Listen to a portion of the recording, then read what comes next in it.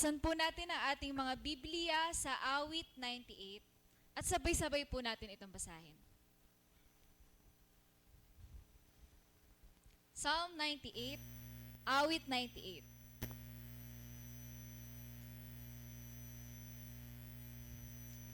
Sing to the Lord a new song, for He has done marvelous things. His right hand and His holy arm have worked salvation for you. The Lord has made His salvation known and revealed His righteousness to the nations. He has remembered His love and His faithfulness to Israel. All the ends of the earth have seen the salvation of our God. Shout for joy to the Lord, all the earth. Burst into jubilant song with music. Make music to the Lord with the harp and the sound of singing, with trumpets and the blast of ram's horn. Shout for joy before the Lord, the King.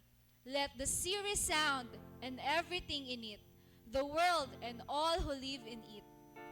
Let the rivers clap their hands. Let the mountains sing for joy. Sing together for joy. Let them sing before the Lord. For He comes to judge the earth. He will judge the world in righteousness and the peoples with equity. Tayo pong lahat ay umawit at magpuri sa umagang ito. Let us shout for joy to the Lord. Let us clap our hands. Let us sing before the Lord. Let us thank the Lord for His goodness, for His amazing love, for His salvation. Hallelujah! Tayo po ay umawit.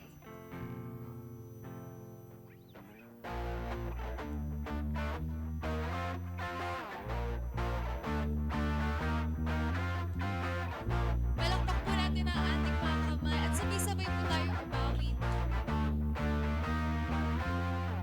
Kita mo na bang bituing nagdiningding? Nadarama na bang simoy ng hangin? Naririnig magagandang tinig, nasasabik sa Paskong parating. Nag-aabang ang lahat ng tao sa matatanggap na regalo, ngunit higit pa riyan ang handog ng Diyos, kaligtasan sa pangalan ni Jesus. O ang diwa ng Pasko ay dahil kay Jesus. O ang diwa ng Pasko ay pag-ibig niya sa atin. O Emmanuel, Diyos ay sa atin. Jesus, ikaw ang diwa ng Pasko.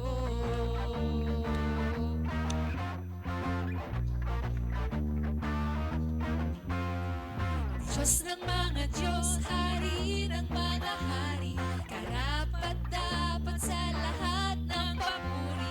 Pasasalamat ay di sasapat sa lahat ng bagay na iyong ginawa. Kaya't kami sa iyo'y umaawit, nagsasaya sa iyong pag-ibig na kay ganda. Sadyang dakila ang pag-ibig ng Diyos sa lahat. O ang diwa ng Pasko ay dahil kay Jesus. O ang diwa ng Pasko ay pag-ibig niya sa atin. O Emmanuel, Diyos ay sa atin. Jesus, ikaw ang diwa ng Pasko. Tayo ay magmahalan, magtulungan at magpatawaran. Ito ang puso ng ating Panginoon Jesus. Tayo ay magmahalan, magtulungan at magpatawaran.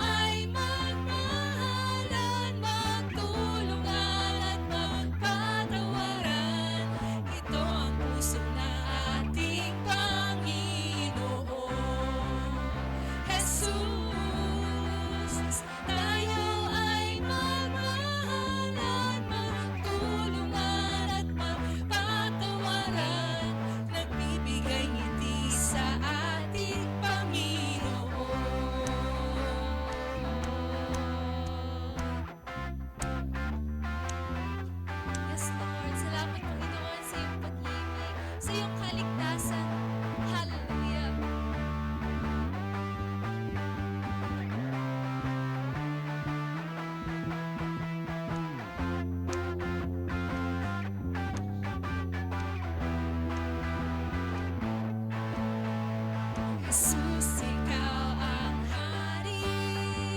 Jesus, ikaw ang Panginoon. Jesus, ikaw ang diwa ng Pasko.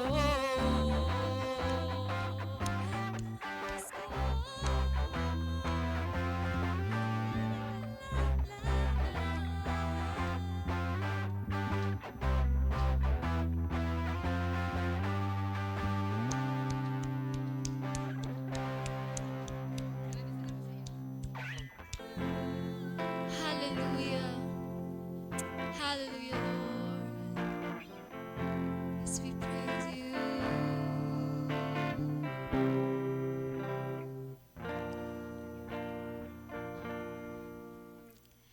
Held within a manger, the Son of God arrived, the one who would be called Emmanuel.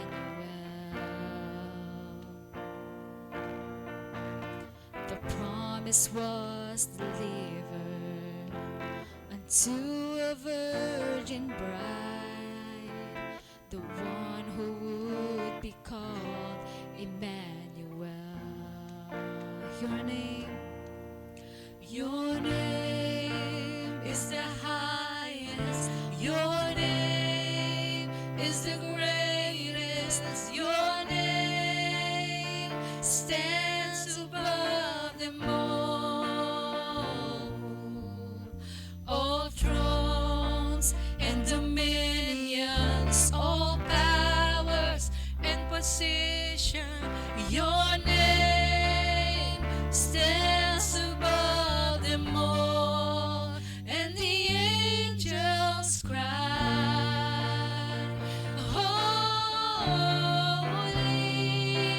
All creation cries, holy. You are lifted high, holy, holy forever.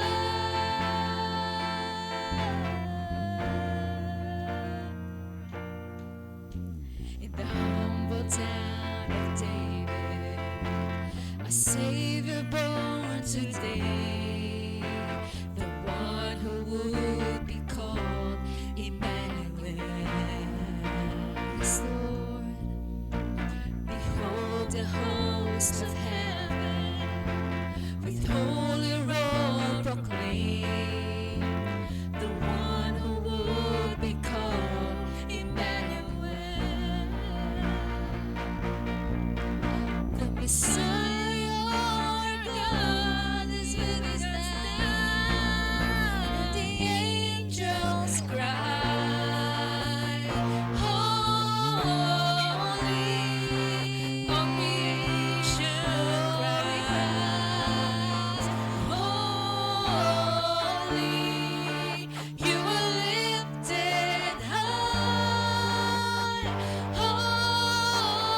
holy, holy forever. Hear your people sing, holy, to the King of Kings. Holy, you will always be. Holy, holy forever.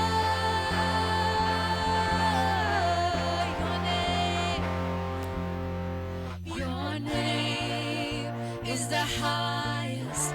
Your name is the greatest. Your name stands above them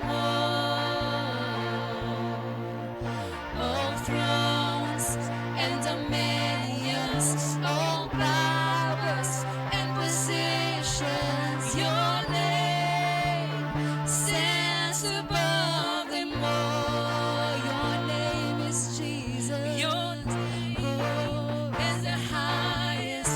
Your name is the greatest. Your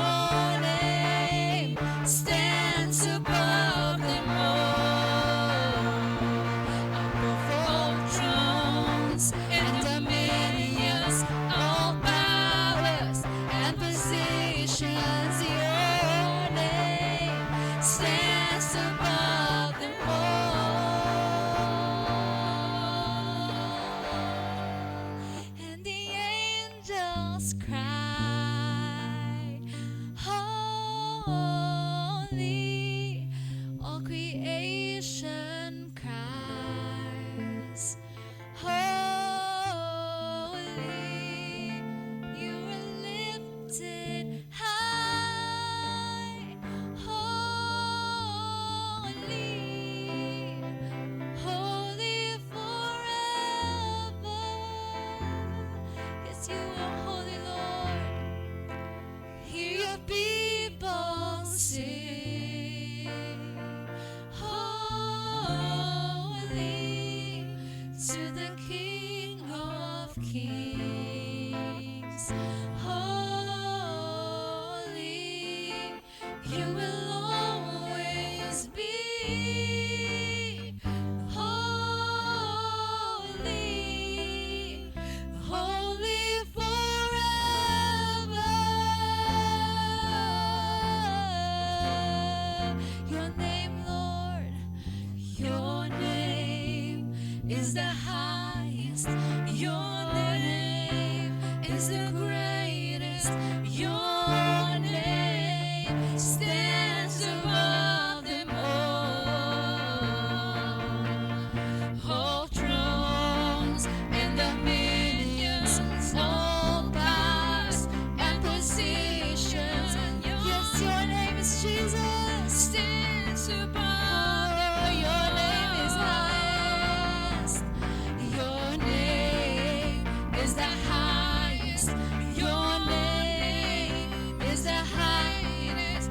Your name stands above them all. Above all thrones and dominions, all powers and positions. Your name stands above them all. And the angels cry, yes, you are holy, Lord. You are holy. Oh, glory, glory. You are lifted. Glory belongs to you. Let us open our mouths and praise the Lord. Let us shout praises to the Lord. Hallelujah.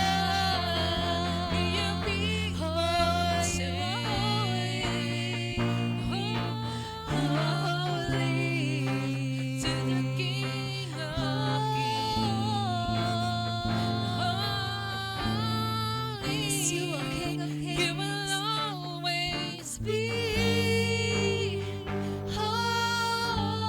Holy, holy forever. You will always be. You will always be. Holy, holy forever.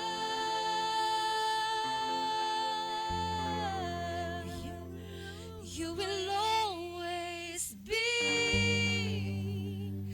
Holy, holy forever. Let us clap our hands to the most holy one. Hallelujah, hallelujah. Holy, holy, holy. Yes, you are holy, Lord. All glory belongs to you. Hallelujah, hallelujah. Tayo pong Iba-iba at napakarami ang akala at haka-haka ng mga tao tungkol sa mga magaganap sa wakas ng panahon.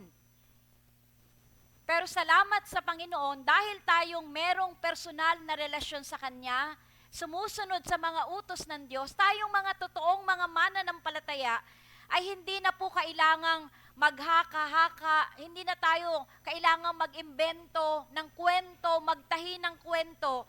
Kasi dahil dito po sa Biblia, isinulat ng Panginoon ang mga mangyayari bago maganap ang wakas. Kung bubuksan niyo po ang inyong mga Biblia sa aklat po ng Pahayag, ang huling aklat ng Biblia, ganito po ang nakasaad. Blessed is the one who reads aloud the words of this prophecy. Yung nagbabasa ng aklat ng Revelation ay mapalad. And blessed are those who hear it.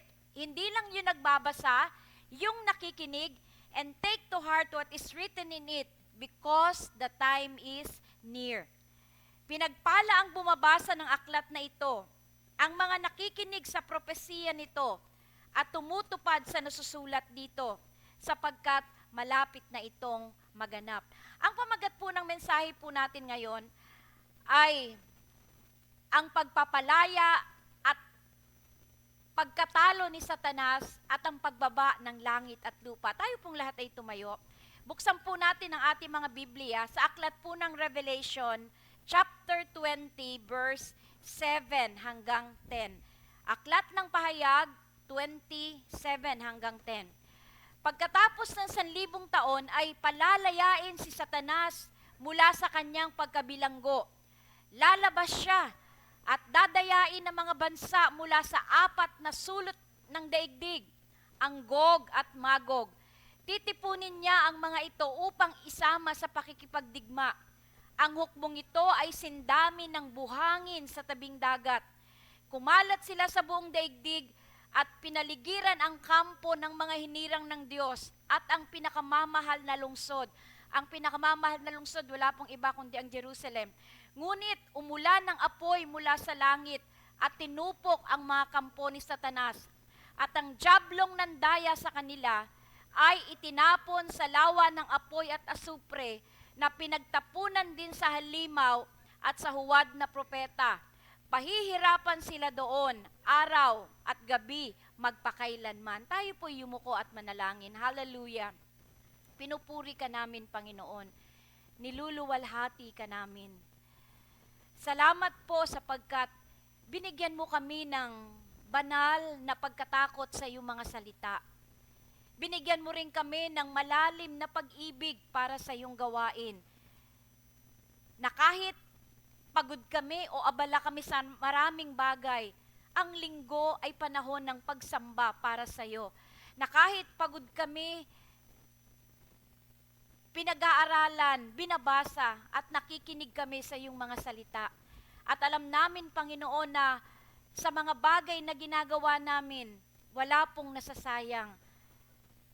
Wala pong nasasayang dahil ang sabi mo, ang langit at lupa ay mapaparam, pero ang iyong salita ay hindi.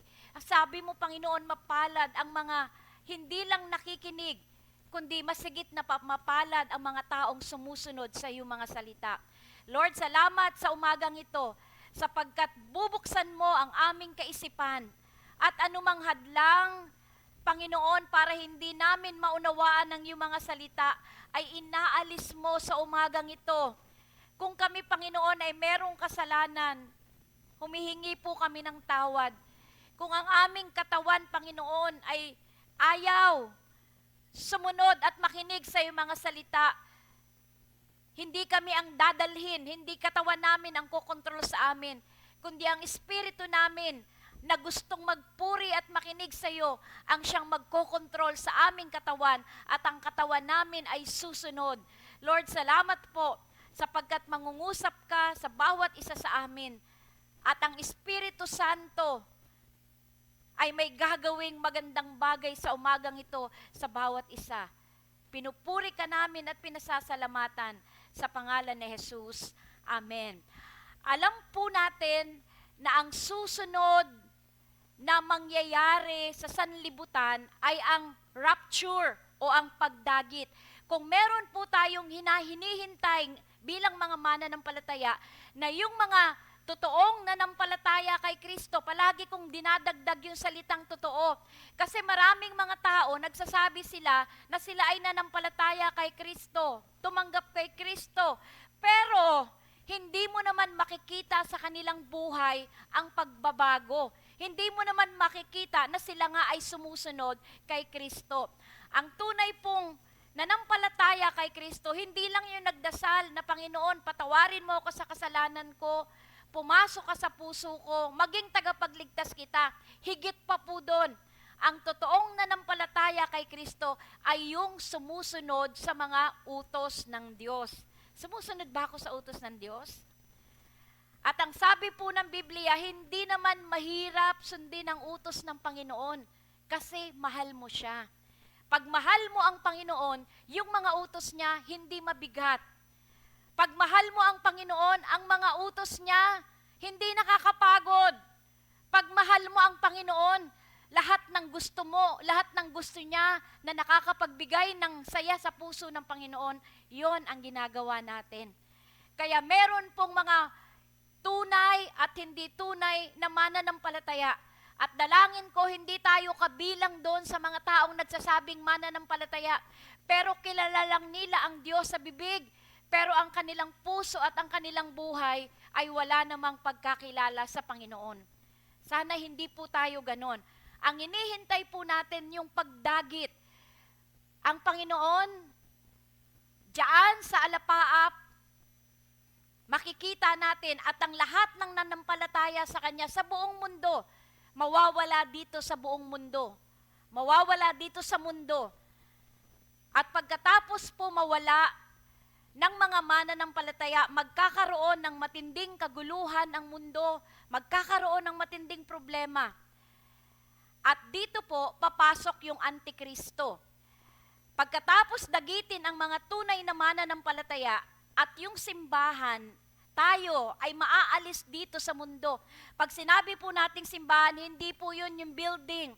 Ang tunay na simbahan ay yung mga tunay na nanampalataya kay Kristo.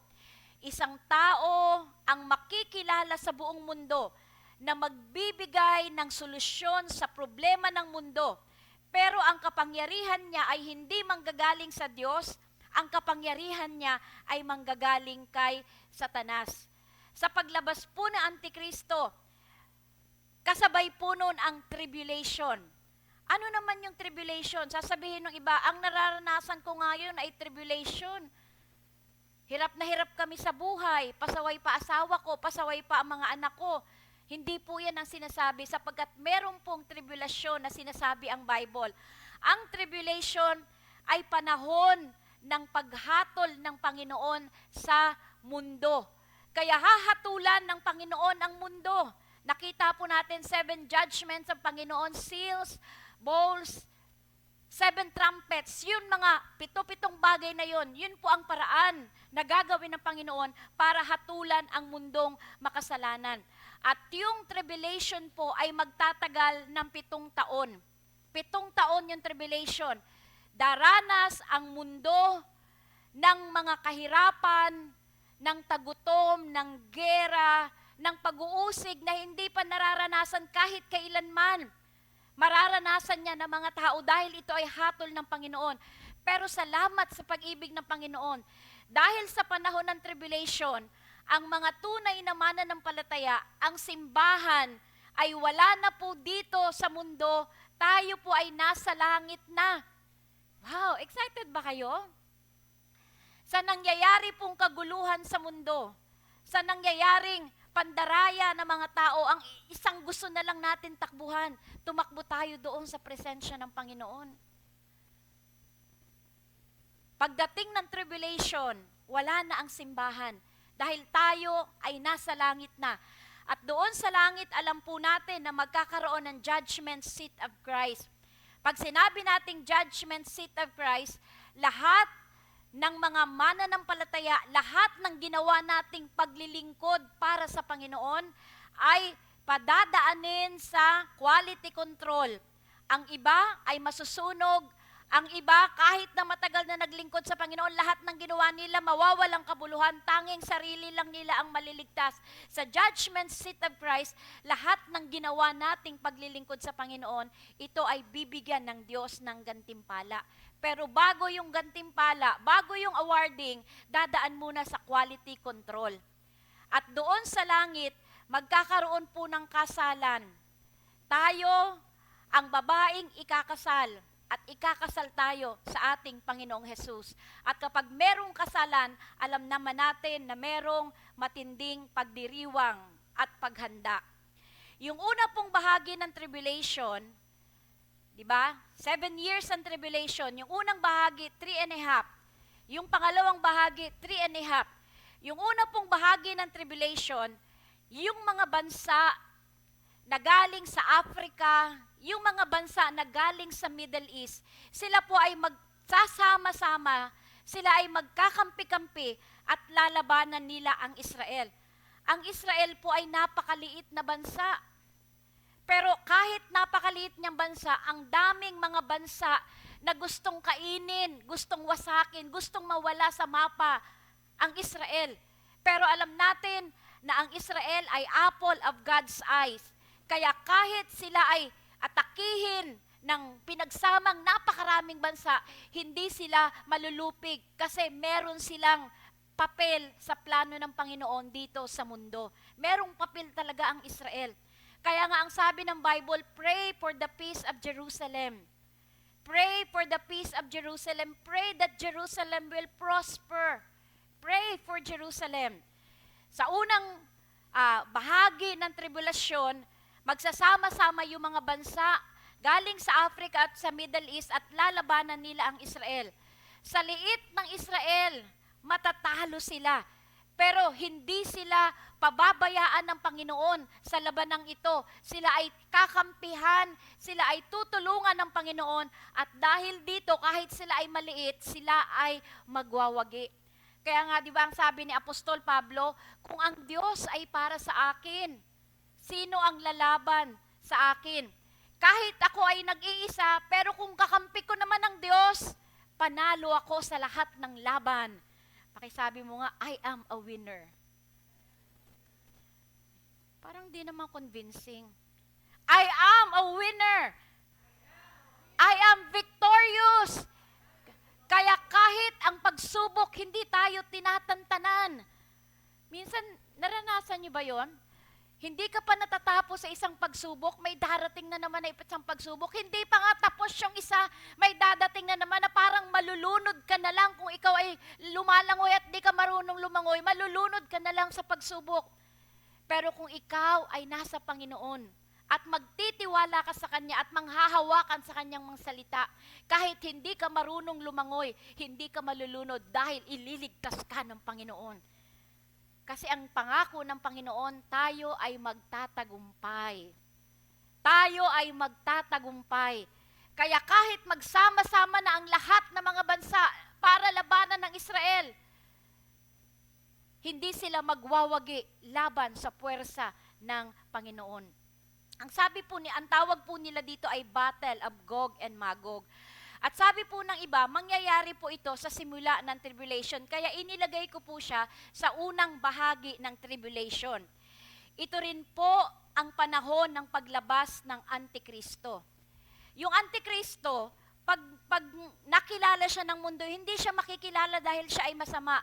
Makikilala siya dahil siya ay napakatalinong tao, merong solusyon sa mga problema, nagdadala ng kapayapaan. Lahat ng hinahanap ng tao sa panahon ng tribulation, matatagpuan nila kay Antikristo.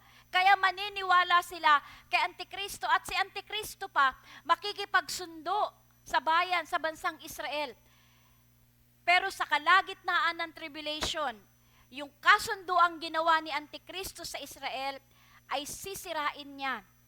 Kasi ang gusto niya, ang mga tao ay sasamba sa kanya.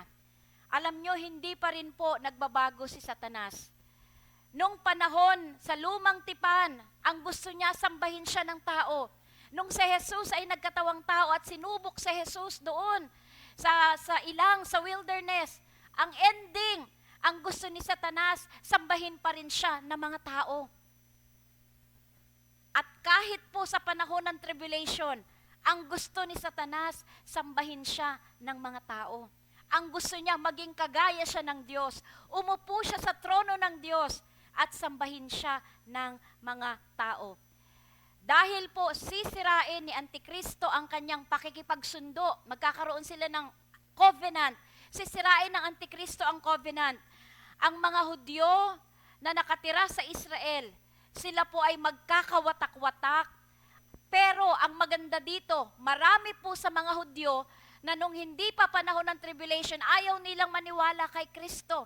Alam niyo po ba kung pupunta po kayo sa Israel, meron po sila doon tinatawag na Wailing Wall. Yung doon sila nagdadasal, umiiyak, nananalangin. At ang isa po sa kanilang pinapanalangin na sila ay umiiyak, Panginoon, ibaba mo na po, ipadala mo na po ang tagapagligtas. Yung hinihintay nilang dumating, na-miss nila. Yung pagpapalang inaasahan nila, hindi nila natanggap, na-miss nila kasi hindi sila nanampalataya sa salita ng Panginoon. Kasi lumakad sila ayon sa nakikita at hindi ayon sa pananampalataya. Ayaw nilang maniwala na si Jesus ang tagapagligtas. Pero sa panahon po ng tribulation at sinira na ng Antikristo ang kanyang covenant sa Israel, marami po sa mga Hudyo ang mananampalataya kay Jesus. Wow, praise the Lord. Marami po sa mga Hudyo ang mananampalataya kay Jesus. Kaya ang sabi ni Jesus, nagpunta ako sa sarili kong bayan. Pero ang mga bayan ko, ang bayan ko ayaw manampalataya sa akin. Pero sa tribulation, marami sa mga kababayan niya, marami sa mga taga-Israel ang mananampalataya kay Jesus. Sa panahon din po ng tribulation, magkakaroon ng matinding pag-uusig sa lahat ng mga tunay na mananampalataya. Tayo pong nabubuhay sa panahon natin ngayon, iniisip natin, pag kinantsawan tayo, inuusig na ako eh. Pag inaway ka ng asawa mo na inuusig ako, yung pag-uusig po natin, walang-wala po yun sa pag-uusig na mararanasan ng mga tao sa panahon ng tribulasyon. Yung sinasabi nating pag-uusig, walang-wala po yan sa mga taong pinag-uusig nung panahon sa lumang tipan. Kasi sila handa silang mamatay para sa kanilang pananampalataya. Meron ba ditong handang mamatay para sa pananampalataya? Meron? Sige nga, dumadating ba kayo ng oras? Ginagawa ba natin yung pinagagawa sa atin ng Panginoon? Sabi ko kanina, hindi na talaga ako nag-a-assign na mag-MC. Sinusubukan ko. Kasi napapansin ko, pag hindi MC, lahat dumadating ng late. Sabi ni Pastor, di wala na mag-MC. Dito natin makikita ang tunay nagmamahal sa Panginoon.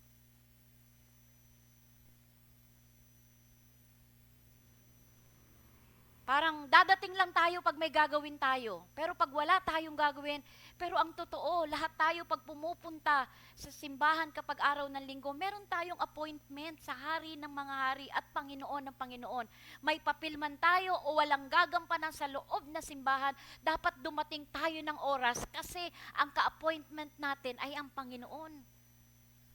Kung ka-appointment mo nga, si mayor, o di kaya si congressman, isusuot mo yung pinakamaganda mong damit. Kahit hindi ka magme-makeup ka at dadating ka bago pa yung oras ng appointment.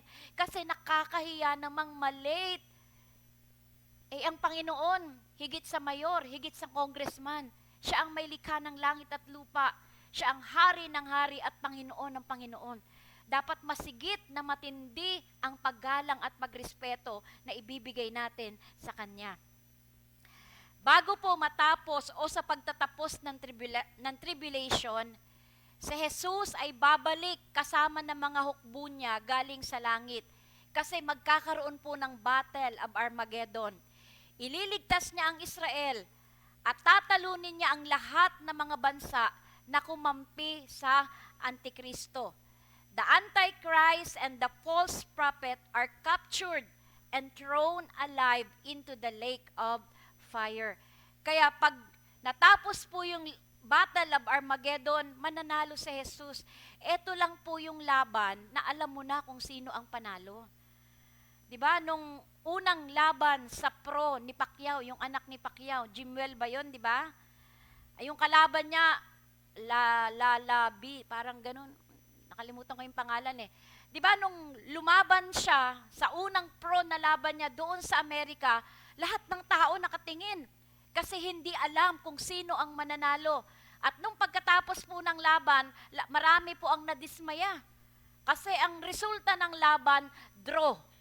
Pero sa laban ng Panginoon at ni Satanas, hindi po tayo magkakamali kasi hindi po draw ang magiging resulta. Kasi mananalo ang ating Panginoon. Siya ay magtatagumpay.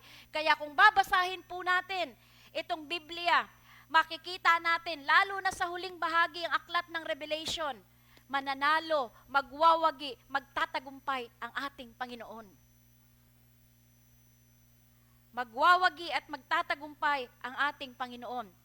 Pero sa panahon po ng tribulation, hindi po lahat ng tao ay mamamatay sa tribulation. Di ba tayo pong lahat dito ay dumaan sa COVID na pandemic? Marami ang namatay, totoo. Pero tayo pong dumaan sa COVID-19. Tayo po ay andito pa, buhay pa, tayo ay nakaligtas. Kaya yung 7 years na tribulation, hindi po lahat ng tao ay mamamatay. Merong makakaligtas. At yung mga makakaligtas ay makakaranas ng judgment of the nations. Ang judgment of the nations ay hahatulan ng Panginoon ng mga bansa. Ihihiwalay ng Panginoon ng mga bansa sa tupa at saka sa kambing. Ang tupa ay papasok sa millennial kingdom. Nasusundan niyo po ako, kung linggo-linggo po kayong umaattend ng church, hindi kayo malilito kasi sinasummarize ko na lang. Yung mga tupa, yung mga bansa na tinulungan ng Israel, yung mga bansa na kinalinga ang Israel, yung mga bansa na sinuporta ng Israel sa kanilang pangangailangan, sila po ay ituturing na tupa. At yung mga tupang pong yun ay papasok sa millennial kingdom. Ang millennial kingdom, ito po ay 1,000 taon na si Jesus ay mamumuno dito sa mundo. Millennial reign of Christ. 1,000 taon na mamumuno dito si Jesus sa mundo. At ang kapital ng kanyang pamumuno ay doon sa Jerusalem. Sa loob ng panahong ito, mararanasan ng mga tao ang kapayapaan at kasaganahan sa mundo. At yung templo sa Jerusalem ay muling ibabalik, itatayo at magkakaroon ng pagsamba. Samantala, di ba dito sa mundo, maghahari si Kristo, punong-puno ng kapayapaan, ng katahimikan, ng kasaganahan. Paano mangyayari yon? Dahil si Satanas ay igagapos at ikukulong po siya sa bottomless pit sa loob ng 1,000 taon. Kaya pala maghahari si Kristo dahil si Satanas ay nakakulong ng 1,000 taon. Habang nakakulong si Satanas ng 1,000 taon, si Kristo naman ang maghahari dito sa mundo. With the millennial kingdom of Jesus, God will give mankind 1,000 years of a perfect environment with no Satan, praise the Lord, no crime, no violence, no evil. But at the end of the 1,000 years, man will still rebel against God at his first opportunity. This powerfully demonstrates that the problem is in us, not only in our environment. Kahit na po maghahari si Kristo sa loob ng 1,000 taon, pero meron pa rin pong mga tao na magre-rebelde laban sa Diyos. Isipin mo si Kristo na ang naghahari. Kasi ipinapakita doon, ang problema sa tao ay wala, hindi lang yung nasa paligid niya. Kasi kaya ako nagkaganito kasi yung nanay ko eh. Alam nyo, nung isang araw po, binabantayan ko po yung mga report tungkol sa HIV, AIDS, kasi ang biktima ng mga bata ng HIV, AIDS ay pabata ng pabata, high school. High school, nagkakaroon na ng HIV, AIDS. At yung mga nabubuntis, pabata ng pabata at parami ng parami. Etong school year na to, sa buong Pilipinas, sa report na binabasa ko, 142,000 ang mga kabataang babae na nabuntis, high school. Ang laki nun. Ang tanong, kung nabuntis itong mga batang to, anong mangyayari sa kanila? Ano ang mangyayari sa kanilang mga anak? Malamang kung wala pong intervention, hindi makikialam, hindi makakapasok ang salita ng Diyos sa kanilang buhay. Kung ano yung naranasan ng batang ito, iikot din naman. Kaya 'di ba, pag pumupunta po kayo sa kalye, dati street children lang. Yung street children, naging street families na. Yung street families, meron na silang street lolo at saka lola. Kaya at the age of 32 lang ha, may nakausap kami, ilang taong ka na ate? 32. Pero meron na siyang apo. Pambihira. Iisipin ng ibang, okay lang yan, hindi naman, mga anak ko naman, nakakapag-aral, nakakakain. Pero nabubuhay po tayo, hindi para sa sarili lang natin. Nabubuhay po tayo, inilagay po tayo ng Diyos dito sa sanlibutan para maging ilaw, para maging asin, nabubulok ang mundo. Kailangan ng asin at tayo yon. Padilim ng padilim ang mundo sa bawat araw. Kailangan ng liwanag at tayo yon. Pwede ko na nga sigurong sabihin, ako, ayoko na maglingkod sa church, ayoko na mag-ministry, kasi nakatapos na naman ng mga anak ko, okay na naman ang buhay namin eh. Pero hindi po kami tumitigil. Kasi titigil lang at magpapahinga kung wala ng buhay. Pero habang merong lakas, habang humihinga ka, patuloy tayong maglilingkod sa Panginoon kasi ang mga tao namamatay. Kawawa naman ang mga tao. Kung hindi natin ipapangaral ang kabutihan ng Panginoon, paano sila makakalaya sa kahirapan na kinalalagyan nila? Kawawa ang mga tao. Miikot lang. Pagkatapos po ng 1,000 taon, kinulong si Satanas ng 1,000 taon, maghahari si Kristo sa mundo ng 1,000 taon dito sa mundo na punong-puno ng kasaganahan at kapayapaan. Pero pagkatapos po ng 1,000 taong pagkakakulong ni Satanas, muling pakakawalan si Satanas galing sa napakalalim na hukay at siya ay muling manggugulo at mandaraya ng mga tao. Pero ang nakakalungkot, pag binigyan siya ng isang muling pagkakataon para manggulo at mandaya ng maraming tao, marami pa rin ang mga tao na susunod sa kanya. Marami pa rin mga tao ang mahihikayat ni Satanas. Mahihikayat na sumunod sa kanya at mahihikayat na mag-alsa laban sa Diyos. Pero sila ay matatalo at agad at itatapon siya sa lake of fire at yun na ang kanyang katapusan. Praise the Lord! Yung kalaban ng ating kaluluwa, pagdating sa aklat ng Revelation chapter 20, tapos na po ang kanyang kwento. Tapos na ang kanyang kwento. Hindi na natin siya maririnig. Pero yung kwento ng Diyos, yung kwento ng mga nanampalataya kay Kristo ay nagpapatuloy. At pagkatapos po nito, mangyayari na ang Great White Throne Judgment. Ang daming judgment na binabanggit sa Bible. Diba? Yung judgment of the nations, ihihiwala yung tupa sa kambing. Yung Bema Seat Judgment, hahatulan ang mga mananampalataya ayon sa motibo ng paglilingkod nila sa Panginoon. Tunay ba at dalisay ba ang ginawa nating paglilingkod? At dito po sa Great White Throne Judgment, samahan niyo po ako, buksan niyo uli ang inyong mga Biblia sa aklat ng Revelation chapter 20 verse 11. Pagkatapos nito'y nakita ko ang isang malaking tronong puti at ang nakaupo doon. Grabe, no? Ni-imagine ko si Juan na sumulat nito, matanda na siya nung panahong ibinigay ng Panginoon ang aklat ng Revelation. Mahina na rin siya marahil dahil sa kanyang katandaan at sa maraming hirap at pag-uusig na kanyang naranasan. Pero yung kanyang espiritu kailanman ay hindi nanghina. Wow! Kaya pala ang sabi ni David, though my flesh fails, pero yung aking espiritu patuloy na magpupuri sa Panginoon. Imagine, matanda na siya. Sa panahon po natin ngayon, pag matanda, wala ka ng pakinabang.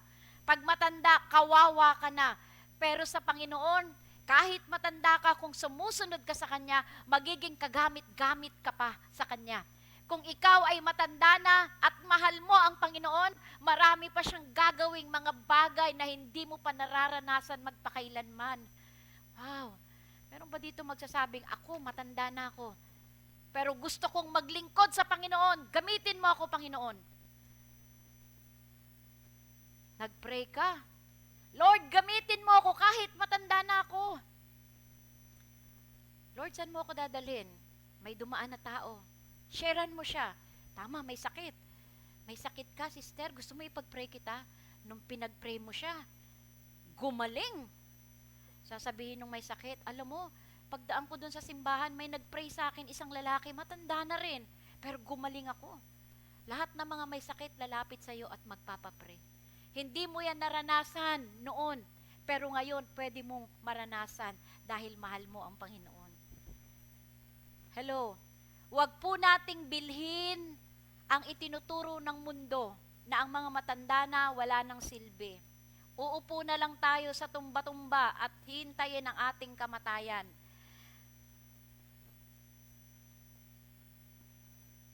Dahil mas may pakinabang po ang mga matatanda. Marami ng karanasan sa buhay. Marami ng talino. Bagamat mabagal na lang sa maraming bagay. Mabagal ang pagkilos, mabagal ang pag-unawa minsan ng mga bagay-bagay, minsan hindi na nga maunawaan. Pero ang sabi ng Panginoon, kung hihingi ka sa Kanya ng karunungan, bibigyan ka ng Diyos ng karunungan. Kaya kahit yung computer hindi mo maintindihan, gustong-gusto mo talagang matututo ka rin. Pero magbibigay po ako ng tip. Huwag kayong magpapaturo sa mga anak nyo, utang na loob. Kasi pag sa mga anak nyo, sasabihin, ang dali-dali lang naman yan, mama, basahin mo lang.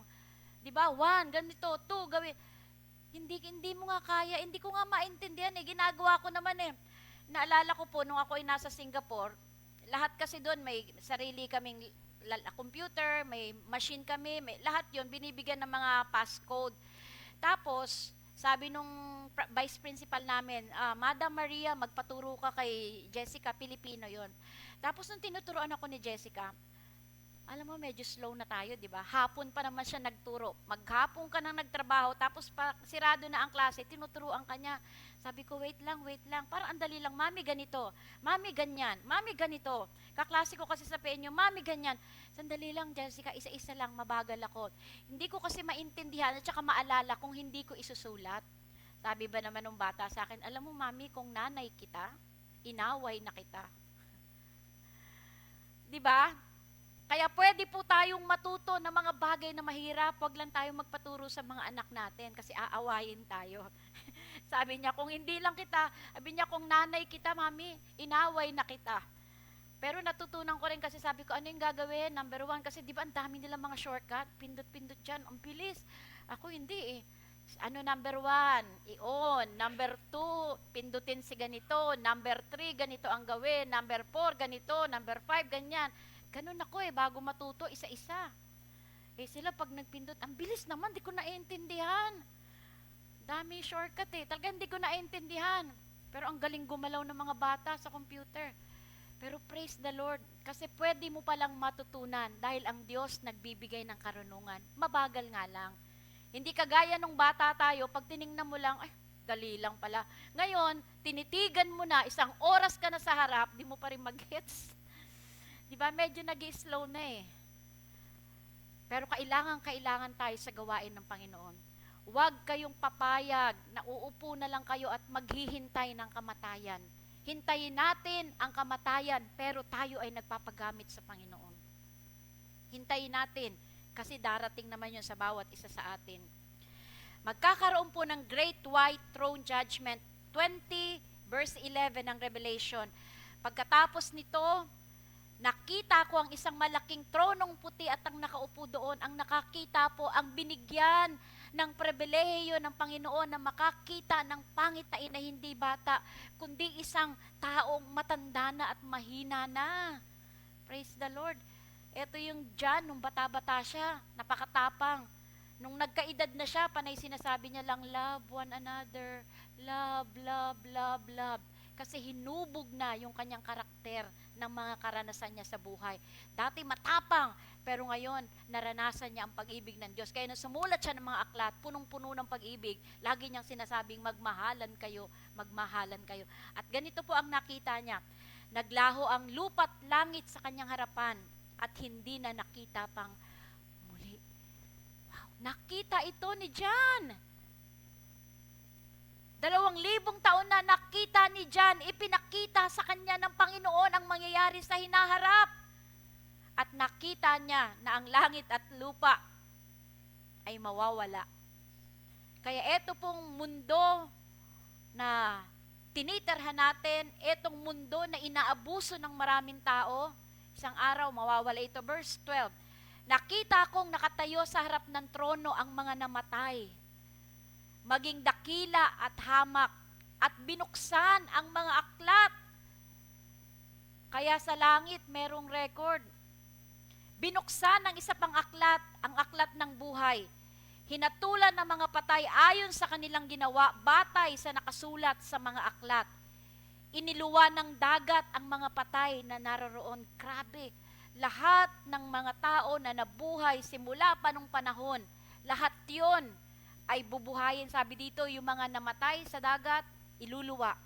Iniluwa din ang kamatayan at daigdig na mga patay, ang mga patay na nasa kanila. Hinatulan ng lahat ayon sa kanilang mga ginawa. Pagkatapos ay itinapon din sa lawa ng apoy ang kamatayan at ang daigdig na mga patay. Ang lawa ng apoy ang pangalawang kamatayan. Ang sinumang hindi nakasulat ang pangalan sa aklat na ito, sa aklat ng buhay, ay itinapon sa lawa ng apoy. Lahat ng nasa hell ay iniluwa. Lahat ng masama sa lahat ng panahon ng mundo, binasa ang hatol at sila ay itinapon sa lake of fire.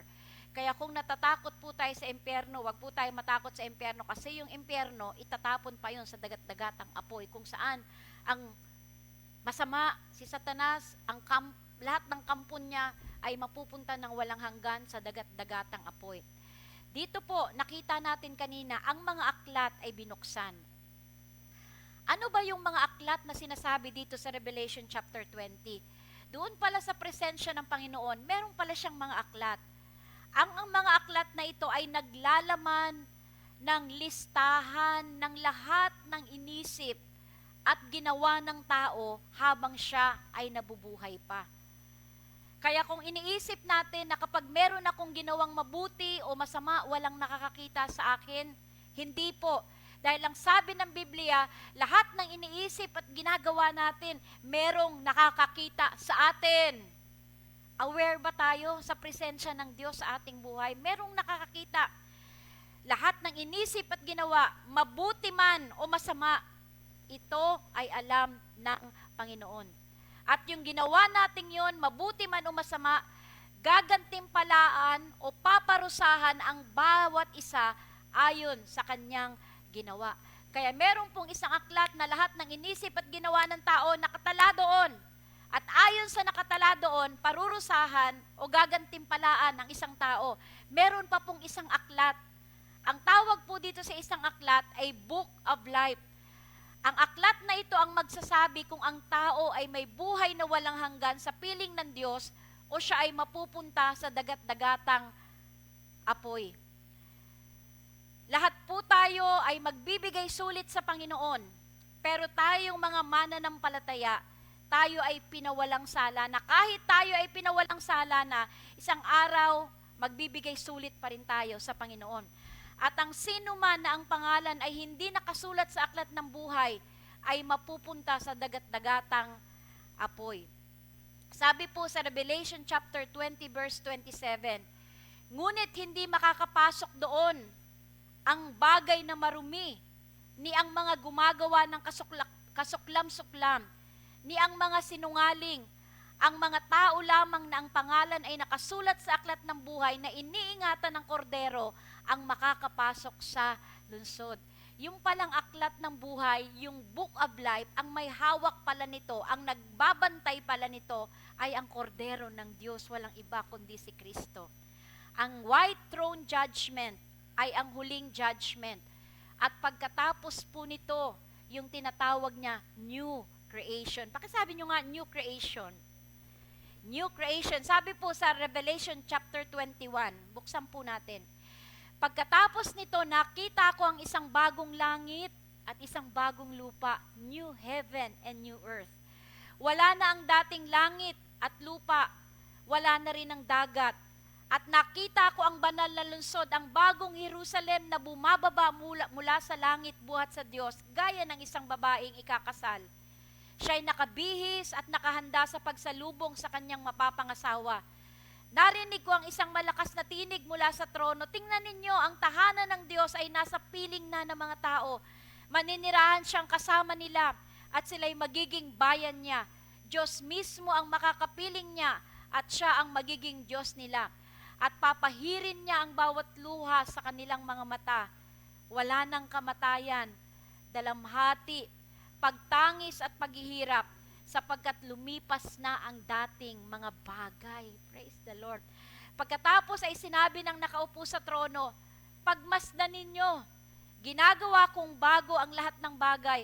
At sinabi niya sa akin, kay Juan, isulat mo, sapagkat maaasahan at totoo ang salitang ito. Ano ba ang nangyari sa mundo natin? Dahil po sa kasalanan, nung nilikha ng Panginoon ng mundo, ito ay perfect. Walang kulang, walang pagkakamali. Pero nung pumasok po ang kasalanan sa mundo na tinitira natin, ang mundong ito ay nasa ilalim ng sumpa ng Panginoon. Kaya etong mundong tinitira natin, nasa ilalim ito ng sumpa ng Panginoon, ang sabi ng Romans chapter 8 verse 22. Alam nating hanggang ngayon, dumaraing ang sangnilikha dahil sa matinding hirap na tulad ng isang nanganganak. Naghihintay sa katuparan ng plano ng Panginoon. Ang kasalukuyang mundong ito ay papalitan. Heaven and earth, this heaven and earth will pass away because a new heaven and earth is coming. Praise the Lord. Di ba kayo masaya? Papalitan ng Panginoon ng mundong ito. Pero ang makakapasok lang sa bagong langit at lupa ay yung mga taong ang pangalan ay nakasulat sa aklat ng buhay. At pag nangyari pong magkaroon na, lumipas na ang lumang langit at lupa, magkakaroon ng bagong langit at lupa, may mga bagay sa mundong ito ngayon na hindi na makikita sa bagong langit at lupa. Ano yon? Sa bagong langit at lupa, wala nang dagat. Sabi po sa Revelation 21 verse 1, Then I saw a new heaven and a new earth, for the first heaven and the first earth had passed away, and there was no longer any sea. Sa darating palang bagong langit at lupa, wala nang dagat. Paano yung kagaya ko na mahilig mag-swimming? Yung makarinig pa lang ng lagaslas ng tubig. Pero sa palagay ko, kahit wala ng dagat, yung pangangailangan natin para sa dagat, kakatagpuin ng Panginoon sa kahanga-hanga niyang kapamaraanan. Kasi ang Diyos, pag meron siyang inaalis sa atin, meron siyang ipinapalit. At yung inaalis niya sa atin, nakakasama yun, hindi yun mabuti para sa atin. Pero yung ipinapalit niya, yun ang masigit na maganda at yun ang nasain natin. Hindi lamang po wala ng dagat. Praise the Lord! No more death! Yung isa pong young people na dating umaattend dito, yung kanyang kapatid, sabi ni Josh, Mama, kaklase ko yan. Si Josh, 1999 pinanganak, pero nakita ko 1997 pala yung naging kaklase niya. Namatay nung isang kahapon. Sabi nung kuya ko, ay, nilaban kita tol, nilaban ka namin, hindi pa kami mawala ka, pero hindi ka na lumaban. Di ba masakit? I-break ka ng boyfriend mo, iwanan ka, i-ghost ka, masakit yun. Pero masigit, walang kasing sakit ang mamatayan ng mahal sa buhay. Nagdadalamhati, pero sa bagong langit at lupa, wala nang kamatayan. Praise the Lord! Hindi na mamamatay yung mga tao na ang pangalan ay nakasulat sa aklat ng buhay. Dahil ang sabi ng Revelation chapter 21 verse 4, He will wipe every tear from their eyes. Lahat ng luha, papahirin ng Panginoon. There will be no more death or mourning or crying or pain, for the old order of things has passed away. Dahil sa kasalanan, nagkaroon ng pagluha. Ba't ba tayo lumuluha? Taming dahilan. Dahil sa kasalanan, nagkaroon ng kamatayan. Kaya nga nung nagkasala sila Eva at Adan doon sa garden, ano ang ginawa ng Panginoon? Nilagyan niya ng anghel para wala nang makapasok doon sa garden kasi baka kainin pa nila yung puno kung saan mabubuhay sila magpawalang hanggan. Yung puno na mabubuhay sila magpawalang hanggan. Kasi nung nilikha ng Panginoon ng tao, hindi kasama doon ang kamatayan. Hindi kasama ang pagdadalamhati. Hindi kasama ang sakit o pag-iyak.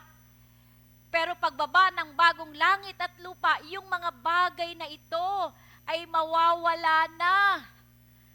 Praise the Lord. No more sea, no more death, no more mourning. Ang sabi po ng Revelation 21 verse 4, hindi na tayo magdadalamhati. Hindi na tayo iiyak. No more weeping. No more pain. Hindi mo sasabihin, ang sakit ng aking kasukasuan, masakit ang aking balakang, masakit ang aking tuhod. Di ba dati ang kanta natin, yung apo ko, tinutunong ko, I have two hands, head and shoulders, knees and toes, eyes and ears and mouth and nose, head and shoulders, knees and toes. Nung bata tayo, ganun ang kanta natin. Ngayon, iba na kanta natin. Aray, ang sakit ng braso ko. Alam nyo, nung nag-take po ako ng comprehensive exam, 6 na oras. Exam po yun na dapat ay 8 to 5. Hindi ako nagmerienda, hindi ako nag-lunch. Ang break ko lang pumunta sa toilet kasi maihiin talaga ako eh. Nagsulat ako mula alas 8 hanggang alas 2. Halos hindi ko na maigalaw tong kamay ko. Sabi ko, kung ako hanggang alas 2 lang, umayaw na kasi wala nang pumapasok sa isip ko eh. Lahat na napiga na, lahat. Pero yung iba siguro, pwede ko pang pahabain. Pero para sa akin, concise na yun. Pero comprehensive pala yung exam ko. So sabi ko, paano yung nagsulat hanggang alas 5? Yung iba nga, nanghihingi pa ng extension. Bakit daw isang araw lang yung comprehensive exam? Dapat daw 2 araw. Sabi ko, kayo na lang. Ako okay na ako sa isa. Sakit. Ngayon masakit na lahat, di ba? Maglaba ka, masakit. Maglakad ka, masakit. Ang daming masakit. Pero doon sa bagong langit at lupa, bibigyan tayo ng Panginoon ng glorified bodies at yung glorified bodies na yon hindi na makakaranas ng anumang sakit. Sa glorified bodies na yon sa bagong langit at lupa, sa palagay ko hindi na natin kailangan ng doktor. No more pain. Wala nang sakit, wala na ring sakit. Tatanggalin ng Panginoon. Wow, praise the Lord. No more curse. Wala nang susumpain. No longer will there be any curse. The throne of God and of the Lamb will be in the city, and His servants will serve Him. No more night. Kaya hindi na tayo mamroblema kay Judith, kay Bill, kasi hindi na natin kailangan ang serbisyo ng Meralco dahil ang magbibigay ng liwanag sa atin ay ang Panginoon. There will be no more night.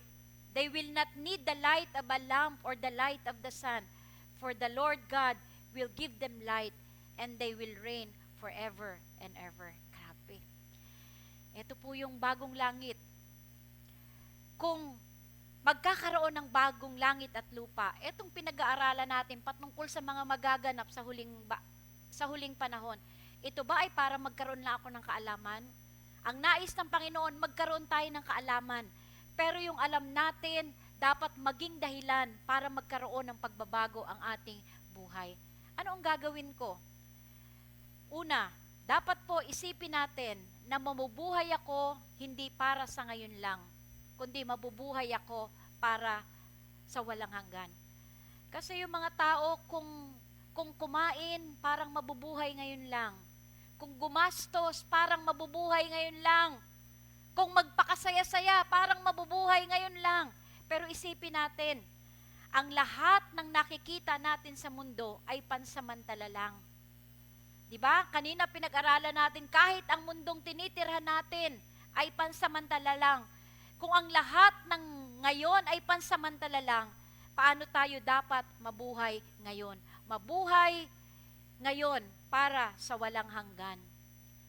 Naghahanap buhay ka, pero magbigay ka ng oras para sa Diyos. Nag-aaral ka, pero habang ikaw ay nag-aaral, maglingkod ka para sa Panginoon. tumatanda ka, humihina na ang iyong mga kalamnan at mga buto-buto. Magpagamit ka para sa Panginoon. Pag ang tao po ay nabubuhay, hindi para sa ngayon lang, kundi para sa walang hanggan, magbabago ang paraan ng pagtingin niya sa mga bagay na pinahahalagahan ng tao sa ngayon. Mababago po ang pinahahalagahan natin sa buhay. Ano ba yung mga bagay na mahalaga sa atin? Pag tinanong mo yung kapatid, bakit hindi ka nag-church? Kasi po may ginawa ako. Kasi po busy ako eh. Ang nakita ko po, sa mga bagay na pinahahalagahan mo, kahit gaano ka busy, may oras ka. Kung wala kang oras, gumagawa ka ng oras. Pero sa mga bagay na hindi mo pinapahalagahan, kahit marami kang oras, marami kang dahilan para hindi gawin yung bagay na hindi mo pinapahalagahan. Kaya sabihin mo, praise the Lord, andito ako sa loob ng simbahan sa araw na ito. Unang linggo ng Disyembre. Ilang linggo na lang, magpapasko. Pagkatapos noon, magpapalit na naman ang bagong taon. Magpapalit na naman ang taon, magkakaroon na naman ng bagong taon. Gusto nyo ba yung ngayon kayo, ganun pa rin kayo next year? Mababago po yung paraan ng paggamit natin ng oras. Mayaman, mahirap, may pinag-aralan, walang pinag-aralan, pantay-pantay ang Diyos sa pagbibigay sa atin ng oras. 24 hours a day, 24/7, 31 sa isang buwan, 12 sa isang taon. Pero bakit yung mga mayayaman, yung ibang tao pala, produktibo ang paggamit ng kanilang oras. Pero bakit marami mga tao, nasayang ang kanilang oras? Pag sinayang po ang oras natin, hindi na po ito'y mababalik. Pag sinayang natin ang oras natin, sinayang din natin ang ating buhay. Kasi ang buhay ay oras. Pag sinayang mo ang oras mo, sinayang mo ang panahon mo, sinayang mo ang buhay. Pag mabubuhay tayo para sa walang hanggan, yung paraan ng paghahanap buhay natin at pag-iipon ng kayamanan ay magbabago din. May mga tao nagtatrabaho, walang tigil sa pagtatrabaho, sipag kung sipag, laban kung laban. Yung gabi, ginagawang araw, yung araw, ginagawang gabi, walang tigil. Kasi ang gusto nila, magkaroon ng maraming bahay, magkaroon ng maraming sasakyan, mapag-aral ang mga anak sa mga mahaling eskwelahan. Wala pong masama doon, maganda pong pangarap yun. Pero hindi lang tayo nabubuhay para doon. Lagi nating aalalahanin, merong Diyos na pinagmumulan ng lahat ng meron tayo. Kaya anong gagawin ko? Iisipin ko ang aking mga prioridad. Iisipin ko kung paano ko ginagamit ang aking oras. Iisipin ko kung ano ang ginagawa ko sa pera ko. Alam nyo, ang pinakamagandang investment sa pera, dahil nga po ako ay matanda na, hindi naman tuloy-tuloy yung pagbabayad namin ng SS at saka ng pag-ibig namin, ayokong tumanda na kaawa-awa. Kasi sa survey po, 10% lang ng mga Pilipino ang nakapaghanda para sa kanilang pagtanda. Ibig sabihin, marami umaasa pa rin sa suporta ng kanilang mga kamag-anak at ng kanilang mga anak. Pwede ba nating baguhin yun na pagtanda ko, kung tulungan ako okay, kung hindi okay, kasi inihanda ko yung pagtanda ko. Kung meron po tayong dapat ipaghanda, yung pagtanda natin. Kasi pag matanda ka na, hindi ka na kasing lakas, hindi ka na kasing bilis, hindi ka na kasing galing ng dati. At walang nag-hire sa Pilipinas pag matanda ka na. Sa Singapore, nakakita po kami, mga nakayuko na. Si pastor nga, sabi niya nakakahiya. Nahiya daw siya na ang magsiserve sa kanya, matandang babae, ganto-ganto na maglakad. Sa Bibu City to, sa Singapore. Ganito maglakad. Nagsiserve. Nahihiya siya. Ganito maglakad, nagpupunas pa ng lamesa, nagdadala ng pagkain. Sa Pilipinas, hindi. Pag maganda ka lang, pag wala ka pang stretch marks, kasi kulang na kulang ang oportunidad. Pinaghahandaan ba natin yung ating pagtanda? Nakita ko, dami palang paraan para mag-invest. Di ba nasanay tayo, pag may pera tayo, bili, bili, bili. Tapos pagkalipas ng 6 na buwan, ba't ko ba binili to? Basura na. Tatapon mo na lang. Bili, bili pag may sale. Hindi po porket may sale, magkakandara pa tayong pumunta sa sale. Kasi minsan yung sale nila, inaangatan pa nila ng presyo yun. Ay, karanasan ko po yun sa SM, sa Cubao. Nag-aaral ako sa Bible School, mahilig ako sa mga ipit. Yung maganda pa noon ng buhok ko, hindi kagaya ngayon. Mahilig po ako sa mga ipit, kaya everyday, dumadaan po ako sa SM, tumitingin ng ipit, kung gusto kong bumili, magsisave ako kasi mamahal eh. Tapos sale, tuwang-tuwa ako sale. Pambihira yung sale. Nung hindi siya sale, para mga 60. Nung nag-sale na siya, naging 80. Ay, sabi ko, hindi pala to sale. Pandaraya pala yung sale. Ako, masasabi ko po to kasi naging karanasan ko eh. Hindi pala bumababa, inaangat nila yung presyo, pero nilalagyan lang nila ng reg tag para sabihing sale. Pero ang totoo, hindi pala. Kaya hindi lahat ng sale dapat nagkakandara pa tayo para bumili. Pero hindi naman natin kakailanganin. Matuto po tayong mag-save. Hindi po kasalanan ang mag-impok. Hindi po kasalanan kung kung ang pantalon mo ay halagang 300 lang at yung pantalon ng katabi mo 5,000. Okay lang 'yun. Kasi ang natutunan ko, pag ang mayaman nagsuot ng fake, original. Pero pag ang mahirap nagsuot ng original, sasabihin nila fake. Kung hindi fake, galing uka yan. Naisip nyo ba yon? Mag-invest po tayo. Yung pag-invest, iba po yun sa pagsisave. Kasi yung pagsisave, halimbawa, may 10,000 ka, pambihira, sa isang buwan, wala pang 3 piso ang kikitain. Kaya ako, nagagalit sila sa akin kasi gusto kong mag-withdraw sa Metrobank. Kasi kung sa ibang withdraw ako, sa ibang bangko, mababawasan ng 18, ng 15. Kung hindi nga kumikita ng ganyan yung pera ko, tapos mababawasan ko pa ng 18. Pambihira, niloloko tayo minsan, atin-atin lang to.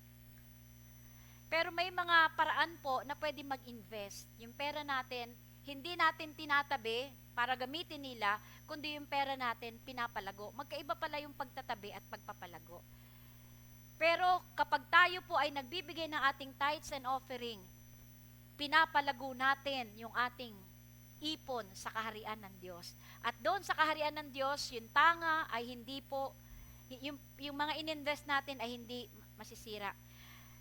Bago po tayo mag-lunch, kasunod, maging matapat po tayo at masunurin. Pakiulit nyo nga, matapat at masunurin. Tayo po ay mga anak ng Diyos, pero tayo din ay alipin ng Panginoon. Ang nais ng Panginoon sa kanyang mga alipin ay maging matapat at masunurin sa gawaing ipinagkakatiwala ng Panginoon. Ang pagiging matapat at masunurin ay ginagawa sa pamamagitan ng pag-aalaga ng relasyon sa Panginoon at pagmamahal sa kapwa. Ang paniniwala ko po, pag lumalago yung relasyon mo sa Panginoon, nagiging matapat ka sa Kanya. Pag lumalago yung relasyon mo sa Panginoon, nagiging masunurin ka sa utos ng Panginoon. Pangatlo, maging banal at palaging humingi ng tawad. Bakit kinakailangan maging malinis tayo sa ginagawa natin at palaging humingi ng tawad? Dahil hindi naman natin alam kung kailan babalik ang Panginoon. Dahil hindi natin alam kung kailan babalik ang Panginoon, dapat tumalikod tayo sa anumang alam nating kasalanan sa ating buhay. Hindi po nalulugod ang Panginoon sa kasalanan. Mahal tayo ng Panginoon. Pinatatawad tayo pag humingi tayo ng tawad, pero yung consequence ng ating kasalanan, mararanasan natin. Turning away from known sin, practicing forgiveness. May nagkasala ba sa inyo? Pinatawad nyo na ba? O kayo nagkasala sa iba? Pinatawad nyo na ba ang inyong sarili? Hayaan po natin na sa pamamagitan ng mga ganitong pangyayari, patuloy na hubugin ng Panginoon ang ating pagkatao. Pang-anim, we must share the gospel faithfully. Ang sabi po ni Pedro, ang dahilan kung bakit hindi pa bumabalik si Kristo, bumabalik ang Panginoon, kasi mahaba yung pasensya ng Panginoon.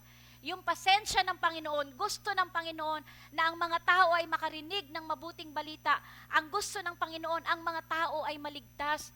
Kaya hindi tayo tumitigil sa pagpunta sa mga community. Hindi tayo tumitigil sa pag-share ng salvation bracelet. Hindi tayo tumitigil ng pagpunta sa City Hall. Kasi ang gusto natin, marinig ng mga tao ang mabuting balita. At kapag narinig nila ang mabuting balita si Kristo, pag sila ay nanampalataya, sila ay maliligtas. Pang susunod, tayo po ay maging alerto sa mga mandaraya. Para hindi po tayo madaya ni Satanas sa pamamagitan ng mga maling katuruan, kinakailangan alam natin ang tinig ng Panginoon. Di ba nung mga bata tayo may kwento? Ano ba yung kwento? Sabi nung nanay niya, pag alis ko, sirado mo tong pintuang ito. Pag sinirado mo yung pintuang ito, pag merong kumatok, kapag nagsalita, huwag mong bubuksan hanggat hindi ako yun. Nung umalis yung nanay, tama ba tong kwento ko? O nag-iimbento. Umalis yung nanay, pagkatapos dumating po yung wolf. Sabi niya, ako ang nanay mo, buksan mo ako. Kaso nakita nung bata, ano ba? Fable ba to? Nakita nung bata yung kuko, sabi niya, hindi naman pwede maging kuko ng nanay ko kasi kuko ng haba-haba ng mga kuko, hindi pwede yung paan ng nanay ko. Sabi niya, umalis ka, hindi ikaw ang nanay ko, hindi. Tapos sumunod na naman, kumatok, buksan mo ako. Sabi niya, hindi ikaw ang nanay ko, kumatok uli. Sabi niya, parang nanay ko na yun ah. Nung binuksan niya, kinain siya. Para hindi po tayo madaya ng mga maling katuruan ni Satanas, dapat alam natin ang tinig ng Panginoon. At malalaman natin ang tinig ng Panginoon pag nagbabasa tayo at nakikinig ng kanyang mga salita. Malalaman po ang tinig ng Panginoon kapag tayo po ay kabilang sa isang simbahan na itinuturo ang dalisay na salita ng Panginoon. Malalaman po natin ang mga maling katuruan ni Satanas kapag may narinig tayong bagong katuruan at tinitingnan natin kung yung bagong katuruan ba ay ayon sa salita ng Diyos. Ready na ba? Ready na ba? Ready? Handa na po ba tayo? Sabi ng iba, Lord, hindi pa ako ready, huwag ka muna bumalik. Parang yung mamamatay na, Lord, hindi pa po ako handang mamatay. Bigyan mo pa ako na isang pagkakataon. Dadating ang kamatayan sa panahong hindi natin inaasahan. Babalik ang Panginoon. Magkakaroon ng pagdagit, magkakaroon ng rapture, pero pagbaba ng Panginoon, din man siya bababa dito sa lupa, sa alapaap lang, magkakaroon ng rapture sa panahong hindi natin inaasahan. Ang tanong po, ay handa na ba tayo? Anytime, the rapture is going to happen because that is the next big thing in Bible prophecy, the rapture. Ang tanong, handa ba ako? Tayo pong lahat ay yumuko at pumikit. Hayaan po natin ang tinig ng Panginoon ang magsalita sa ating puso. Espiritu Santong Banal, dami po naming napakinggan. Ano po ang nais mo na gawin namin sa oras na ito? Magsalita ka, magsalita ka.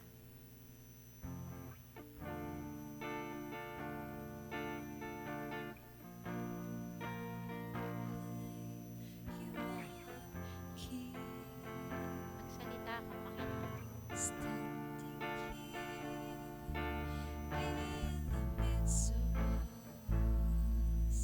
Hallelujah. Hallelujah, Lord. Hallelujah.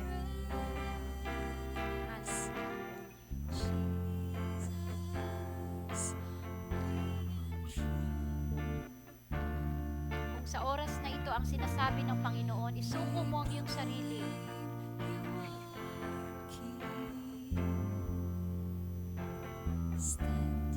Dahil ang pagsusuko ng iyong sarili, na wala kang itinitira, lahat isusuko mo sa Panginoon, ay ang unang hakbang para maging handa tayo sa kanyang muling pagbabalik. Hallelujah, hallelujah. Hallelujah, hallelujah. Hallelujah, Lord, hallelujah. Kung sa oras na ito, nais ng Panginoon na isuko mo ang iyong buhay, itas mo ang iyong kamay, sapagkat ang pagtaas ng kamay ay simbolo, nangangahulugan, na isinusuko mo ang iyong buhay sa Panginoon. Hallelujah, hallelujah. Yes, Lord, hallelujah. Hallelujah, hallelujah. Hindi po, itaas po natin ang ating kamay sa Panginoon. At sa kinalalagyan natin, tayo ay makipag-usap sa Kanya. Sabihin mong, Panginoon, ang dami kong ginawang mali, ang dami kong ginawang palpak. Pero narito po ako, isinusuko ko ang aking buhay sa iyo. Ang dami ko pong naranasang hirap at sama ng loob. Pero narito, isinusuko ko ang buhay ko sa iyo. Suko natin ang lahat sa Panginoon sa umagang ito. Hallelujah.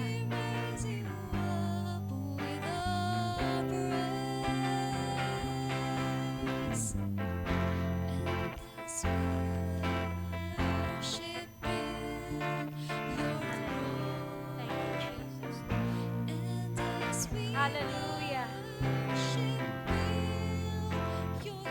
Alam namin na ang Diyos ni Juan na sumulat ng aklat ng pahayag ay siya rin naming Diyos, Panginoon. Nakikita mo ang mga kamay na nakataas. Alam mo ang hirap at sakit na pinagdaanan ng kanilang buhay. Alam mo, Panginoon, kung gaano naging masama ang kanilang buhay.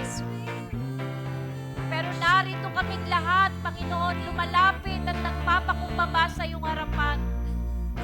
Isinusuko namin ang lahat sa iyo. Isinusuko namin ang lahat sa iyo. Ang lahat ng bahagi ng aming buhay ay isinusuko namin sa iyo. Salamat po, Panginoon, sapagkat ibinubuhos mo ang iyong kapangyarihan sa oras na ito. At ang mga kamay na nakataas, hihipuin mo, padadaluyin mo ang kapangyarihan ng Espiritu Santo. Hallelujah! Hallelujah! At mararanasan nila sa umagang ito, Panginoon, ang iyong kapangyarihan. Mararanasan nila, Panginoon, ang iyong pag-ibig. Salamat, Panginoon! Salamat sa paghipo mo sa mga kamay na nakataas. Salamat po, Panginoon, sa pagbabalik ng kagalakan sa kanilang mga puso. Salamat po, Panginoon, sa paglalagay ng takot sa aming mga puso para sa iyo. Salamat dahil muling mag-iinit ang pag-ibig namin sa iyo. Salamat po, Panginoon. Pinupuri ka namin at pinasasalamatan sa pangalan ni Jesus. Amen. Marami po tayong dahilan kung bakit po tayo nagbibigay sa Panginoon. Sana po ang inyong pong dahilan ay maipasama po doon po sa gusto pong sabihin sa oras pong ito. Una po, sa pamamagitan, nagbibigay po tayo dahil meron po tayo tinatawag na gratitude. Napag-ibig sabihin ito, giving is a response to God's goodness. Nagbibigay tayo kasi po, ang Diyos ay mabuti.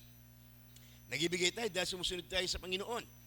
No, may binabanggit sa Malakay chapter 3 verse 10, sa 1 Corinthians chapter 9 verse 7, Proverbs chapter 3 verse 9, naglagay doon ng kautusan na dapat ang mananampalataya ay ino-honor ang Diyos. At sa pamamagitan ng kanyang pag-honor sa Panginoon, ibinibigay niya yung nararapat sa Panginoon. Sabi nga po dito, giving is part of faithful discipleship.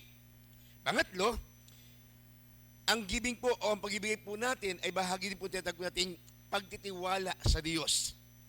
Giving express trust that God will provide. Kahit nang mawalan tayo, ng bagay na meron po tayo, dahil po sa pag-ibigay, nagtitiwala po tayo na ang Diyos ang magbabalik po nito. Pang-apat, nagibigay tayo sapagkat gusto nating suportahan ang gawain po ng Panginoon. Sabi nga po, giving fuels ministry, helping the poor, spreading the gospel, supporting the church's mission, and community need. Panlima, gusto kong bigyan po natin ang pansin ng panlima. Ang sabi po sa panlima, yung giving po, nagkapakita na ang ating mong puso ay binago ng Panginoon. Ang pag-ibigay po ay nagkapakita ng ating mong puso ay binago po ng Diyos. Sabi po doon sa Matthew chapter 6 verse 21, Where your treasure is, there your heart will be also. Kung nasaan daw po ang ating kayamanan, nandun daw po ang ating pong puso. Pero dahil ibinibigay natin ang ating kayamanan sa Panginoon, nagkakaroon ng transformation sa ating pong puso kasi ang nasa puso po natin ay ang Panginoon, hindi po yung ating pong ari-arian. Panglima o pang-anim, Ang giving po ay isang act of worship. Hindi lamang sa pamagitan po ng financial transaction, kundi sa pamagitan po na tinatawag po nating pagbibigay papuri para po doon sa ating Panginoon. Hindi ko po alam kung ano po ang reason ninyo kung bakit po kayo nagibigay. Pero sinasabi po ng Biblia, ito yung mga kadahilanan kung bakit po tayo nagibigay. Ano man ang reason po ninyo sa inyo pong gagawing pagbibigay, dalahin ko po na ibalik ng Diyos ng masagana ang lahat ng bagay na ibibigay po natin sa ating Panginoon. Tayo pong lahat ay tumayo. Hawakan po natin ating pong mga salaping hawak o perang hawak. Hawakan po natin ating mga wallet at tayo po ay manalangin sa Panginoon. Pwede po natin itaas ang ating pong kamay sa Panginoon. Hawak po ang ating pong mga sobre. Hawak po ang ating pong mga pera at ating pong itaas ito sa harapan ng Panginoon. Panginoon, itinataas po namin sa iyo, O Diyos, ang bawat salapi na aming pong hawak bilang magpapakita, Panginoon, ng aming taos-pusong pag-ibigay ng mayroong kasiyahan at kagalakan. Dalangin ko po, Panginoon, ngayong oras mong ito, ano man ang reason na meron kami sa aming puso, sa diwa po ng aming pag-ibigay, ang aming dalangin, Panginoon, ibalik mo ito sa amin, O Diyos, ng siksik, liglig at umaapaw, ibalik mo sa amin ito, Panginoon, ng aming pag-ibigay, O Diyos, ay magiging kagalakan ng aming mga puso. Pagpalain mo, O Diyos, ang bawat mag-ibigay, sa pangalan po ni Jesus, Amen and Amen. Sige po, panalangin, gawain. Pagpalain mo, O Diyos, ang bawat isang narito, Panginoon, sa oras na ito. Dalangin namin, Panginoon. Patuloy po naming maranasan, O Diyos, ang biyaya at pagpapala mo nagmumula sa iyo. Dalangin namin, Panginoon. Patuloy, Panginoon, na kapag kami nasa loob ng bahay-sambahan, napupuno kami ng kagalakan habang nagpupuri sa iyo, Panginoon.